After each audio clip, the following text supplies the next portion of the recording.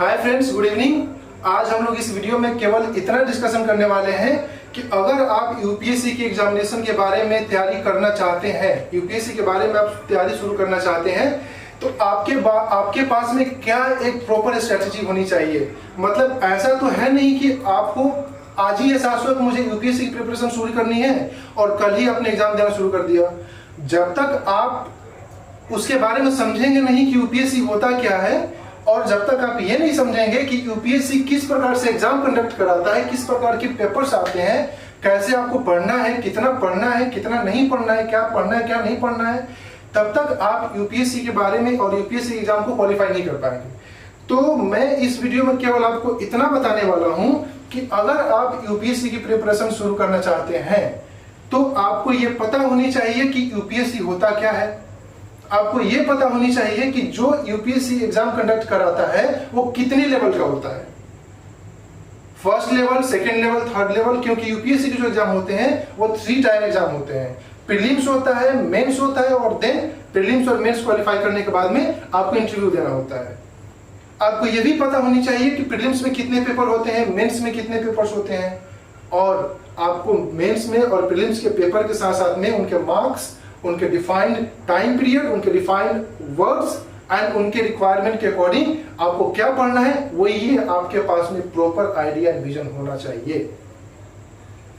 तो मैं इस वीडियो में यही डिस्कस करने वाला हूं कि कितने मार्क्स का यूपीएससी होता है, क्या क्या उसके पैटर्न्स होते हैं, कितने लेवल का एग्जामिनेशन होता है, कितने मार्क्स का होता है, टोटल कट ऑफ जो बनता है कितने पे बनता है, कौन से पेपर क्वालिफाइंग होते हैं नेचर में, कौन से पेपर के मार्क्स जो होते हैं वो कट ऑफ के लिए ऐड होते हैं, और आप किस प्रकार से यूपीएससी की प्रिपरेशन करना शुरू कर सकते हैं। तो चलिए स्टार्ट करते हैं।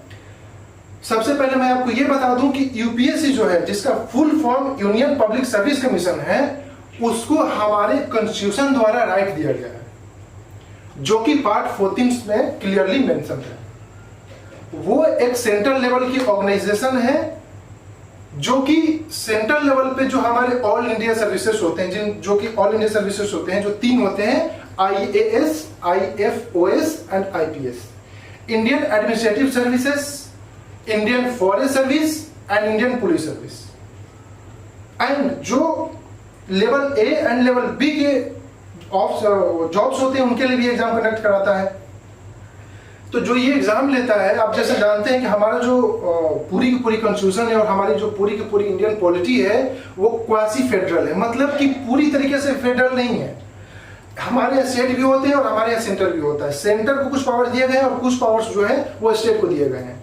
तो यूपीएससी एक ऐसी बॉडी है जो कि सेंट्रल लेवल पर all India services and job and type A and type B के लिए जो होता है वो एग्जाम कंडक्ट कराता है। लेकिन जो ये रिक्रूटमेंट करता है ऑफिसर्स को, वो ऑफिसर्स स्टेट में ही काम करते हैं।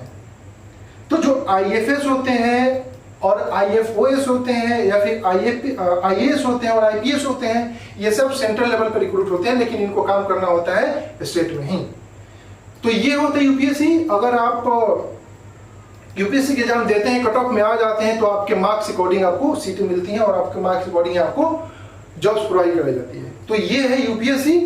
अब हम बात करते हैं कि ये कितने लेवल का एग्जाम होता है। यूपीएससी के जो एग्जाम्स होते हैं वो 3 टायर एग्जाम्स होते हैं। पहले लेवल के एग्जाम को हम प्रीलिम्स बोलते हैं, जिनमें 2 पेपर्स होते हैं। फर्स्ट पेपर को जीएस का फर्स्ट पेपर बोलते हैं और सेकंड पेपर जो होता है वो उसको हम सीसेट बोलते हैं, civil service aptitude test. First paper में आपको जो पढ़ने होते हैं वो history, geography, polity, economy, IR, environment and ecology, current affair, ये सब आपको फर्स्ट पेपर में पढ़ने होते हैं। मतलब आपको पूरी तरीके से जनरल स्टडीज होनी चाहिए, जनरल स्टडीज आनी चाहिए। फर्स्ट पेपर 100 मार्क्स का होता है और आपको 2 आवर्स टाइम दिए जाते हैं। ये जो होता है पेपर, उसमें नेगेटिव मार्किंग होते हैं, 1/3 नेगेटिव मार्किंग होता है। मतलब ये है कि अगर आपने 3 गलत किया तो उस पर सही भी 1 कट जाएगा। इसी के बेस पे आप प्रीलिम में क्वालिफाई होते हैं। जो सेकंड पेपर होता है जीएस का, जो प्रीलिम्स में होता है, उसको हम सीसेट बोलते हैं, सिविल सर्विस एप्टीट्यूड टेस्ट। वो होता है 100 मार्क्स का ही, लेकिन उसमें क्वेश्चंस की जो होती हैं, क्वेश्चंस की जो नंबर्स होती हैं वो 80 होता है। तो वो जो होता है वो क्वालिफाइंग नेचर में होता है। केवल आपको 33% उसमें मार्क्स लाने होते हैं। मतलब अगर आप 80 क्वेश्चंस में 27 से लेकर 28 क्वेश्चन सही कर लेते हैं, सही कर लेते हैं नेगेटिव मार्किंग घटा के, तो आप उसमें क्वालिफाई हो जाएंगे। तो उसमें आपको ढेर सारे क्वेश्चन नहीं करना होता कि मुझे पूरी की पूरी 60-70 मैंने क्वेश्चन कर दिया तो मैंने उस पर अच्छा किया तो उससे मेरा मार्क्स बना, नहीं ऐसा नहीं होता। आपको सबसे ज्यादा जो फोकस करना होगा वो जीएस के फर्स्ट पेपर में फोकस करना होगा, क्योंकि अगर आप उसमें सही नहीं कर पाएंगे तो अगर आप जीएस के सेकंड पेपर में सही कर भी लिए तो कुछ होने वाला नहीं। ये हमारा होता है प्रीलिम्स, और जो प्रीलिम्स होता है और इसके लिए ये पेपर्स होते हैं सीसेट। सीसेट में क्या होता है, सीसेट में आपको मैथमेटिक्स पढ़ने होते हैं, सीसेट में आपको पैसेजेस के बारे में पढ़ने होते हैं, सीसेट में आपको रीजनिंग पढ़ने होते हैं, क्योंकि जो पैसेज होता है वो हिंदी और इंग्लिश दोनों में होता है। तो आपको हिंदी अच्छा लग रहा है तो आप हिंदी में दीजिए आंसर, और आपको अगर इंग्लिश में कंफर्टेबल है तो आप इंग्लिश में आंसर दीजिए। आपको मैथमेटिक्स आती है, आपको रीजनिंग आती है, आपको इंग्लिश आती है और आपको पैसेज आते हैं, इन सब सेक्शंस को आपको कवर करना होगा। और आप किस में अच्छा करते हैं इसी के बेस पर आप 27 और 28 क्वेश्चन सही करिए।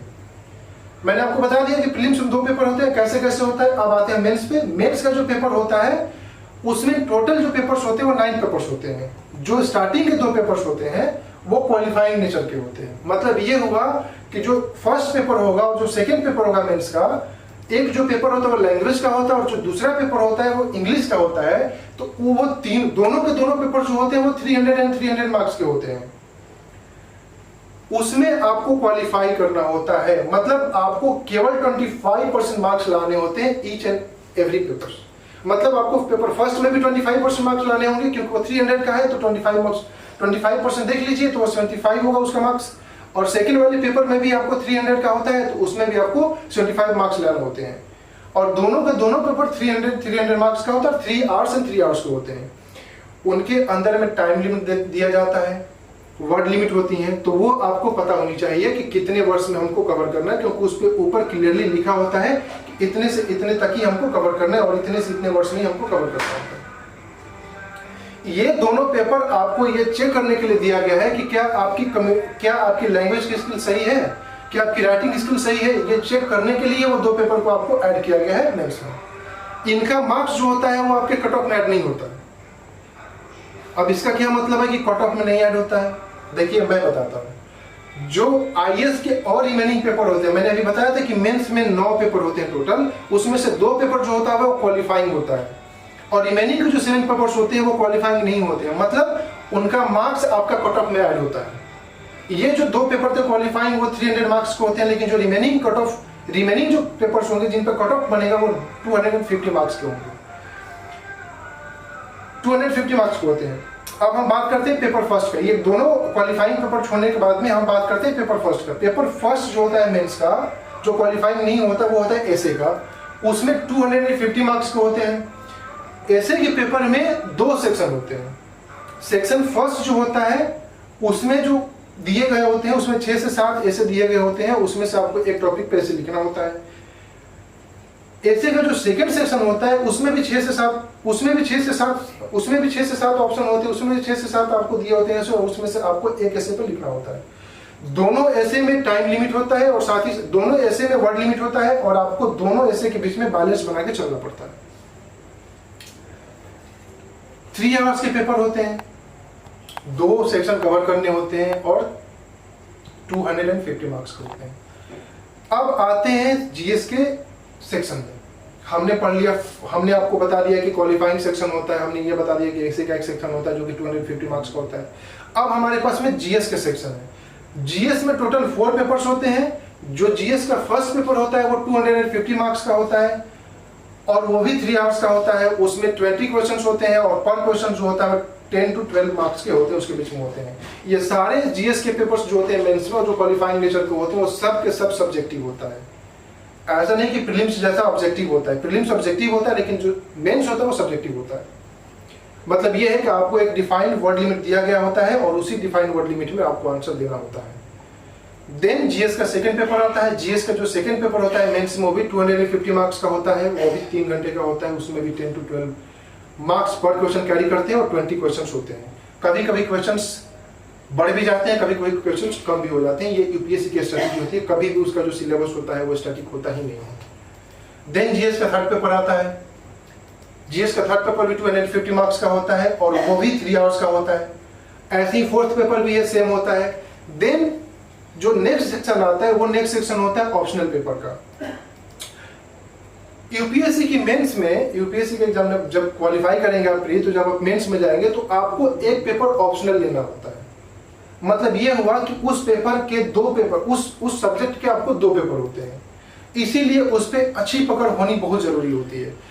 मतलब ये हुआ कि जो आप जीएस के लिए पढ़ेंगे और जो आप ऑप्शनल के लिए पढ़ेंगे, उन दोनों के बीच में एक प्रॉपर स्ट्रेटजी और एक प्रॉपर बैलेंस होना चाहिए कि मुझे मेंस वाले सेक्शन के जीएस पे कितना फोकस करना है और मुझे ऑप्शनल वाले सब्जेक्ट पे कितना फोकस करना है। क्योंकि जो ऑप्शनल होता है वो अपने आप में एक बहुत ही रेपुटेड पेपर हो जाता है, क्योंकि उसकी जो लेवल होती है वो ग्रेजुएशन से लेके पीजी के बीच का होता है। इसीलिए आपको उस पर प्रॉपर स्ट्रेटजी और प्रॉपर फोकस करना जरूरी होता है, क्योंकि वो दोनों पेपर 250 मार्क्स एंड 250 मार्क्स को होते हैं और 3 आवर्स को होते हैं।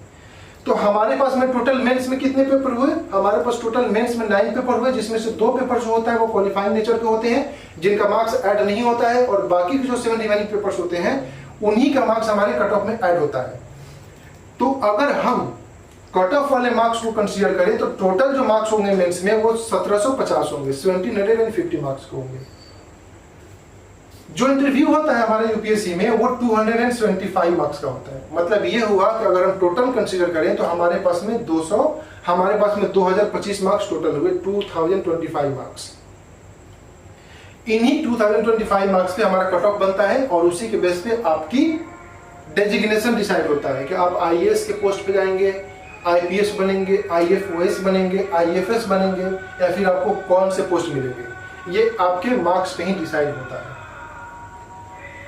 अब हम बात कर रहे हैं कि मेंस में जो मैंने आपको बताया कि जो 7 पेपर्स होते हैं जिनके की कट ऑफ में मार्क्स ऐड होता है और 2 क्वालिफाइंग पेपर्स होते हैं और एक ऐसे का पेपर होता है, इनके बारे में हम थोड़ा हम डिस्कशन कर लेते हैं कि किस प्रकार से पेपर आते हैं। जो मेंस में 2 पेपर क्वालिफाइंग नेचर का होता है वो 10th लेवल के उसमें क्वेश्चंस पूछे जाते हैं। मतलब ये हुआ कि फर्स्ट पेपर अगर जो आपका इंग्लिश का होगा वो 10th लेवल की इंग्लिश का होगा, उसमें ग्रामर्स होंगे, उसमें आपको प्रिसाइज राइटिंग देना होगा, उसमें आपको ट्रांसलेशन भी होगा, सब चीज होता है जो कि आपको 10th लेवल का होना चाहिए। जो सेकंड पेपर होगा वो होता है इंडियन लैंग्वेज का। हमारे शेड्यूल 8 में मेंशन है 22 लैंग्वेजेस हैं, उसमें से कोई भी आप एक लैंग्वेज लेके उसमें आप दे सकते हैं। अगर आप उड़िया में अच्छा कर सकते हैं आप उड़िया में दीजिए। अगर कोई इंसान हिंदी में अच्छा कर सकता है तो वो हिंदी में देगा। मान लीजिए कि मैं देना चाहता हूं तो मैं एक पेपर हिंदी ले लूंगा और मैं एक पेपर इंग्लिश ले लूंगा, तो मुझे हिंदी में भी उतनी अच्छी पकड़ होनी चाहिए जो कि मुझे इंग्लिश लैंग्वेज पे पकड़ होनी चाहिए। और हिंदी में भी जो पेपर होगा आपका वो भी पेपर 10th लेवल का ही होता है। मैंने पहले ही बताया था कि ये आपके स्किल को चेक करने के लिए होता है कि आपकी राइटिंग स्किल कैसी है, क्योंकि जब तक यही नहीं होगा आपके पास में तब तक आप मेंस लिख ही नहीं सकते हैं, क्योंकि हर एक क्वेश्चन जो होते हैं वो 150 से 200 शब्द के बीच में होते हैं। वैसे ही ऐसे का पेपर है, ऐसे के पेपर में आपको स्टैटिक पोर्शन भी पूछे जाते हैं और साथ ही साथ में करंट इश्यू के बारे में भी आपसे पूछे जाते हैं। तो आपको इन दोनों के बारे में भी पता होनी चाहिए। आप ऐसे को कवर करने के लिए आपको डेली कोई ना कोई एक न्यूज़पेपर पढ़ना होगा और सोसाइटी में हो रहे करंट इश्यूज और कंकरेंट इश्यूज के बारे में अपडेट होना पड़ेगा। साथ ही साथ में बिना प्रैक्टिस का वैसे के पेपर नहीं कवर कर सकते। देन जीएस का फर्स्ट पेपर आता है। जीएस के फर्स्ट पेपर में आपको हिस्ट्री, ज्योग्राफी कवर की जाती है। देखने में तो बहुत आसान है, हिस्ट्री है, ज्योग्राफी है, लेकिन हिस्ट्री अपने आप में बहुत बड़ा है, ज्योग्राफी अपने आप में बहुत बड़ा सब्जेक्ट होता है, क्योंकि हिस्ट्री में तो आर्ट एंड कल्चर भी आते हैं। अब आप बोलेंगे कि हिस्ट्री में आर्ट एंड कल्चर भी आ गया। आप बोलेंगे कि ज्योग्राफी में 2 सेक्शन हो जाता है। ज्योग्राफी में इंडियन ज्योग्राफी है, ज्योग्राफी में वर्ल्ड ज्योग्राफी आता है। आप इन दोनों का बाइफरकेट करिए तो देखिए इंडियन ज्योग्राफी में भी आपको ढेर सारे पढ़ने पड़ेंगे, ह्यूमन ज्योग्राफी, फिजिकल ज्योग्राफी, और वर्ल्ड ज्योग्राफी में भी आपको फिजिकल ज्योग्राफी और वर्ल्ड ज्योग्राफी पढ़ना पड़ेगा। तो देखिए मतलब आप सोचिए कि किस प्रकार की आपकी स्ट्रेटजी होनी चाहिए। अगर आप फर्स्ट पेपर भी पढ़ते, देखिए यूपीएससी आपके मेंस के सिलेबस में बहुत ही माइन्यूट वे में डिमार्केशन तो किया है, लेकिन कुछ जगहों पर आपको उस माइन्यूट डिमार्केशन को समझना होगा। तो मैंने जैसे बताया कि जीएस के फर्स्ट पेपर में आपको हिस्ट्री, ज्योग्राफी, हिस्ट्री और ज्योग्राफी पूछी जाती है। ज्योग्राफी में इंडियन ज्योग्राफी और वर्ल्ड ज्योग्राफी पूछी जाती है। फिर उन दोनों का फिजिकल और ह्यूमन पूछा जाता है। और हिस्ट्री में आर्ट एंड कल्चर पूछे जाते हैं, उसमें भी आपके एंशिएंट, मेडिएवल, मॉडर्न सेक्शन है, इनके आर्ट एंड सेक्शन कवर किए जाते हैं। तो ये सब सेक्शन को और ये सब चीजों को ध्यान देना जरूरी होता है। देन आता है जीएस का सेकेंड पेपर। जीएस के सेकेंड पेपर में आपको पॉलिटी पूछे जाएंगे, उसमें गवर्नेंस भी होता है, आईआर भी होता है, ढेर सारे सेक्शंस होते हैं, उनको आपको माइन्यूटली देखना होगा। जेएन जीएस के थर्ड पेपर जिसमें आपको इकोनॉमी पूछे जाएंगे, साइंस एंड टेक्नोलॉजी पूछे जाएंगे, वो सब आपको पता होनी चाहिए, इन्वायरमेंट इकोलॉजी पूछे जाएंगे। तो आपको 1 बाय 1 करके हर एक पेपर को देखना होगा, तब जाके आप समझ पाएंगे कि किस प्रकार से क्वेश्चन पूछे गए हैं लास्ट 10 इयर्स में, और लास्ट ईयर किस प्रकार के क्वेश्चन पूछे गए हैं। जो जीएस का 4th पेपर होता है वो इथिक्स का होता है। इथिक्स को आपको अलग से पढ़ने की कोई जरूरत नहीं है, अगर आप डेली लाइफ में एक्टिव हैं तो। मेरे बोलने का मतलब ये है कि हमारे दादा दादी भी ना कभी कभी कहावत बोलती थी, अच्छा ये बताइए ये होगा तो क्या होगा, कभी कभी ऐसे ही सडन क्वेश्चन पूछ देते थे, और उस समय हमारा प्रेजेंस ऑफ माइंड देखा जाता था कि किस प्रकार से जवाब दे रहे, किस प्रकार से काम कर रहा है। अब ये बताइए कि अगर आपसे कोई पूछेगा कि ऑनेस्टी क्या होता है, आप जानते हैं कि ऑनेस्टी क्या होता है, लेकिन आप उसको एक्सप्लेन नहीं कर पाएंगे। आपसे अगर कोई ये पूछ दे कि हैप्पीनेस क्या होता है, तो मुझे तो पता है कि हैप्पीनेस क्या होता है, लेकिन आप उसका आंसर नहीं दे पाएंगे। तो कुल मिला के बोलने का मतलब ये है कि इथिक्स में आपको कोई अलग से बुक पढ़ने की जरूरत नहीं है, बस आप एक नजरिया रखिए कि कोई भी चीज हमारे सोसाइटी में हो रहा है तो उसको मुझे कैसे देखना है, किस प्रकार से देखना है। क्योंकि इथिक्स के पेपर में आपको 2 सेक्शन होगा, एक सेक्शन जो होगा वो किसका होगा, एक सेक्शन थ्योरी का होता है, और एक सेक्शन जो होता है वो प्रैक्टिकल होता है, जिसको हम केस स्टडी बोलते हैं। वो थ्योरी वाले सेक्शन को ही प्रैक्टिकल में उन्होंने मर्ज करने की कोशिश किया है। अब आप जब जानेंगे ही नहीं कि महात्मा गांधी ने कौन कौन सी फिलोसफी दी है, और अरिस्टोटल ने किस प्रकार की फिलोसफी दी है, और उसका हमारे डेली लाइफ में क्या इफेक्ट है, और किस प्रकार से हम अपने लाइफ में उसको अप्लाई करते हैं, तो फिर आप केस स्टडी को कैसे आंसर करेंगे। ये दोनों के बीच में बैलेंस होना जरूरी है। देन आपके पास में ऑप्शनल के पेपर आते हैं। मैं ये नहीं बोल रहा हूं कि आप ज्योग्राफी ले लीजिए, क्योंकि मेरा ऑप्शनल ज्योग्राफी था, ज्योग्राफी है। मैं ये बता रहा हूं कि जिसमें भी आपकी पकड़ है, जिस सब्जेक्ट पे भी आपकी अच्छी पकड़ है, चाहे आप आर्ट साइंस से हो, आर्ट बैकग्राउंड से हो, साइंस बैकग्राउंड से हो, आप चाहे आप कॉमर्स से हो, कोई मतलब नहीं है। आप देखिए कि आपके कौन से सब्जेक्ट पे बहुत अच्छा पकड़ है, उसको आप ऑप्शनल लीजिए, आप उसमें अच्छा कर जाएंगे। अब देख लीजिए पिछले साल ही मैथमेटिक्स से लोग टॉप किए हैं ऑप्शनल में, बताइए। लोग बोलते हैं ज्योग्राफी अच्छा ले लीजिए, लेकिन ऐसा कुछ हुआ नहीं, उन्होंने मैथमेटिक्स लेके टॉप किया उन्होंने। तो मेरे बोलने का मतलब है कि जो भी आपकी मतलब जो सब्जेक्ट है, जो भी आपके पास में सब्जेक्ट है जिसपे बहुत अच्छी पकड़ है, आप उसको कवर करिए, आप मेंस कर ले जाएंगे। इंटरव्यू के लिए कोई अलग से आपसे सवाल नहीं पूछे जाएंगे, क्योंकि आप प्रीलिम्स के दौरान, मेंस के दौरान आप अपने आप को इतना ज्यादा मकअप कर लेंगे कि आप इंटरव्यू में अच्छा कर ले जाएंगे। आपको इंटरव्यू में केवल इतना देखना होगा कि जो आप वहां पे रिज्यूम सबमिट करेंगे उस रिज्यूम के बारे में आपके पास में प्रॉपर अंडरस्टैंडिंग होनी चाहिए। करंट इशू इंडिया में क्या चल रहे हैं उसके बारे में आपको पता होनी चाहिए। किसी भी करंट इशू के बारे में आपकी क्या राय है, आपकी क्या विजन और आपकी क्या थॉट है, वो क्लियर कट वहां पे रिप्रेजेंट होना चाहिए। अगर ये नहीं है तो आप वहां पे मिस कर जाएंगे। आप जैसे ले लीजिए, आजकल बहुत ही राम मंदिर का इशू चल रहा है, राम मंदिर राम मंदिर। आप अगर इस इशू के बारे में सेक्युलर नहीं है और यूपीएससी के बेंच में पूछ दिया गया और आपका जो आंसर है वो बायसनेस की तरफ दिखा रहा है, जो कि अनबायस नहीं है, तो ये आपके मार्क्स के लिए हानिकारक हो सकता है। मैं कॉमन मैन हूं, ये मेरी पर्सनल आइडियोलॉजी हो सकती है कि राम मंदिर बनाना बहुत ही गलत बात है, लेकिन आप जिस पोस्ट के लिए रिक्रूट किए जा रहे हैं उस पोस्ट के लिए आपको सेकुलर होना पड़ेगा। आपको हिंदू के पक्ष भी, आपको मुस्लिम के पक्ष भी, आपको सोसाइटी के हर एक इंसान के पक्ष को समझना होगा। इसीलिए जब भी आप इंटरव्यू में बैठिए, जब भी आप इंटरव्यू के लिए प्रिपरेशन करिए, और जब भी आप इंटरव्यू के क्वेश्चंस को सॉल्व करने की कोशिश करिए, और जहां तक भी आप यूट्यूब के चैनल पर देखते रहते हैं कि कितने लोगों ने इंटरव्यू के लिए मॉक इंटरव्यू दिए हैं और ये सब दिए हैं, तो उसमें आप एक बात तो क्लियरली समझ पा गए होंगे कि जो उनका आंसर होता है वो एकदम सेकुलर होता है। सेकुलर का मतलब ये नहीं कि कोई धर्म से रिलेटेड है, नहीं, आपके आंसर भी सेकुलर होते हैं, जो कोई भी बायसनेस नहीं देते, एकदम अनबायस्ड होते हैं। तो मैंने यहाँ पे ये डिस्कशन किया कि प्रीलिम्स में आपकी क्या स्ट्रेटजी होनी चाहिए, प्रीलिम्स कितने मार्क्स का होता है, क्या क्या पूछे जाते हैं प्रीलिम्स के फर्स्ट, प्रीलिम्स के सेकंड पेपर में। फिर मैंने आपको ये बताया कि मेंस में कितने पेपर होते हैं, कौन से पेपर क्वालिफाइंग नेचर के होते हैं और कौन से पेपर के मार्क्स होते हैं वो कट ऑफ के लिए ऐड होते हैं। एंड देन आपको मैंने ये बताया कि इंटरव्यू में कितने मार्क्स के इंटरव्यू होते हैं और क्या क्या इंटरव्यू के लिए स्ट्रेटजी होनी चाहिए। नेक्स्ट वीडियो में मैं ये आपको बताने की कोशिश करूंगा कि आपको किस प्रकार से प्रीलिम्स के सेक्शन को कवर करने हैं और किस प्रकार से मेंस के सेक्शन को कवर करने हैं, और उस सेक्शन के दौरान, उसी डिस्कशन के दौरान मैं आपको यूपीएससी के सिलेबस के बारे में पूरी तरीके से एक डिटेल एनालिसिस दूंगा। Thank you so much.